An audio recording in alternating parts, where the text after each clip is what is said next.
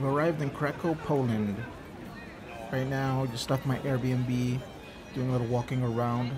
I'm about 2 minutes from the main square here in Krakow. Really big compared to the one in Czech Republic. The old town, I guess they consider this old town as well. In Czech Republic was pretty small, but I liked it a lot. Lots of food, vendors all over the place, restaurants. This one is much bigger and a lot more people. So I'm gonna walk around here for a little bit and check out the activities going on.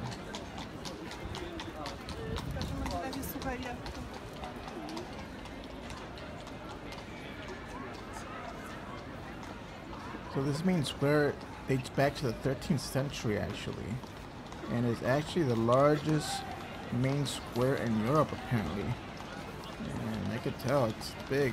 Lots of restaurants, lots of sidewalk seating. I normally try to avoid those, especially in touristy areas like this.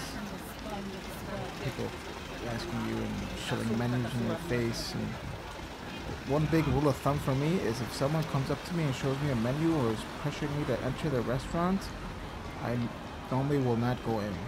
If your restaurant is good enough, you don't need to be going out there snagging customers. So I try to avoid that, and it's pretty annoying in my opinion.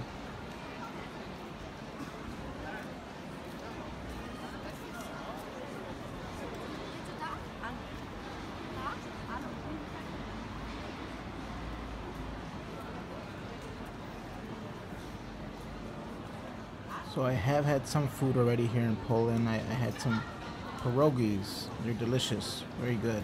Nice and cheap too, so I'll probably eat those all day. And let's see what other dishes I could try out here. A lot of families here too. Maybe cabaret club for entry.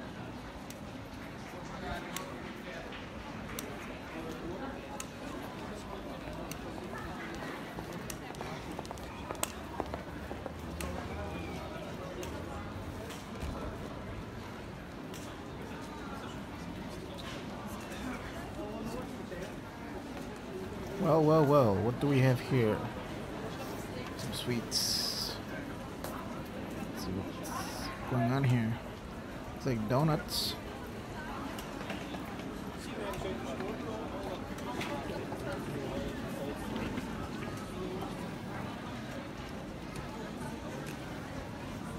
And chocolate.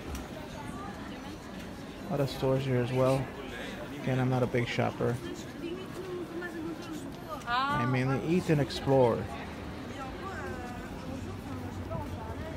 So my plan here for Poland is to spend a few days here, do some exploring.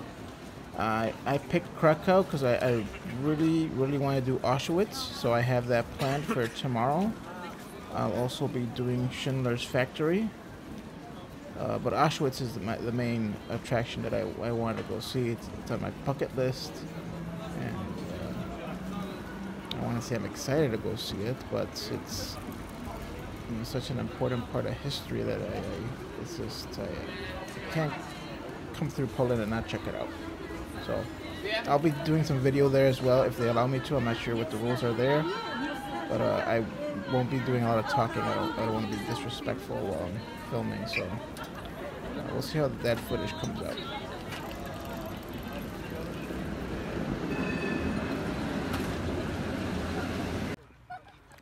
So it was about an hour-and-a-half ride from Krakow to Auschwitz, and here I am, getting ready to enter. So I didn't really know what to expect when I got there, but the vibe was very somber, very quiet, especially when we entered the bunkers and the gas chambers. Just had a very, obviously a sad feeling. So many people died and suffered here. It's just surreal to be walking these grounds right now. Being able to see what these people had to endure during their time here.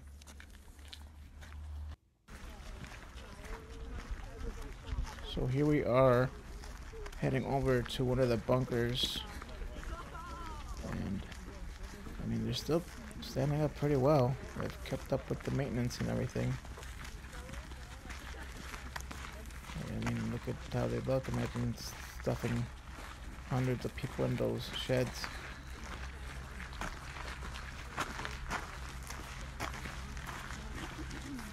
So here's the inside of one of the bunkers, and I mean they would stuff people on these beds like crazy.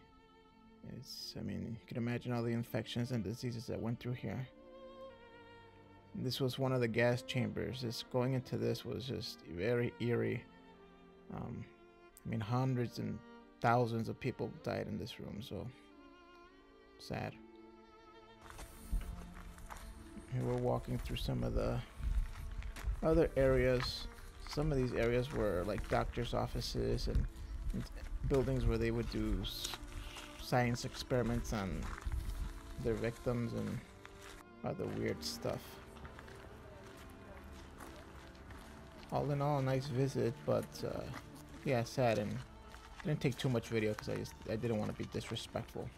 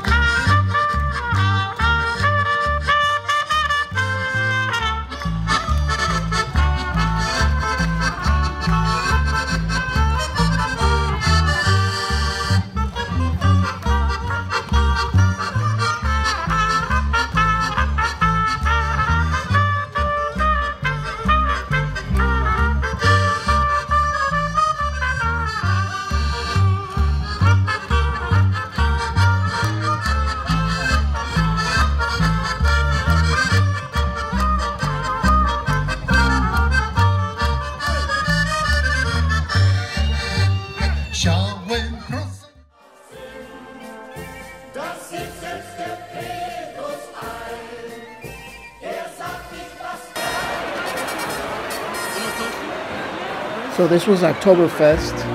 We had booked a tour earlier in the year that included a quick historical tour, a authentic German lunch, and then access to one of the main tents here in Oktoberfest, the Oktoberfest festival.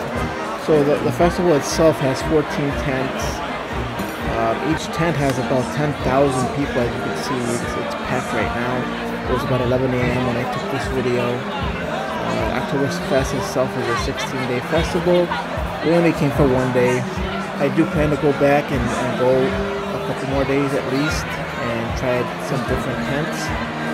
But this was our first time, so it was all new to us, so we just wanted to do one tent, and it was a long day to say the least. I mean, we were here at 11 a.m.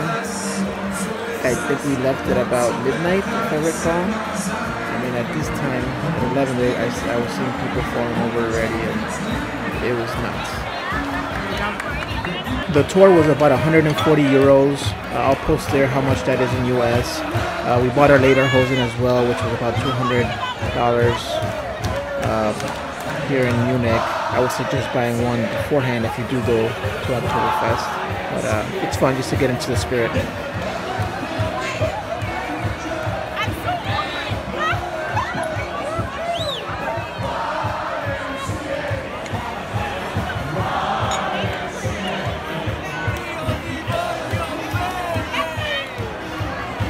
There was a lot of clanking of mugs during our day there, and I'm pretty sure we broke a few at one point or another.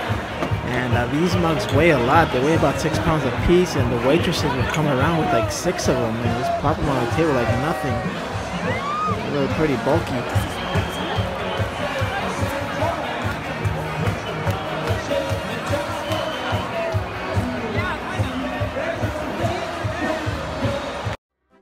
So this is my friend David. So that morning he wasn't even in Germany. He flew from Chicago into Munich that afternoon and joined us for Oktoberfest for one night. He didn't even have a ticket to get into one of the tents and somehow got his way inside, hung out with us for a few hours. We lost him for a while as well, but eventually found his way back to our hotel room. and then had to fly back home the very next morning back to Chicago. Absolutely epic story to say that you went out one night to Oktoberfest. Just a crazy story, the one that I don't think he'll ever forget, the one that I won't forget. Snoop Dogg. You know I'm mobbing with the D.R.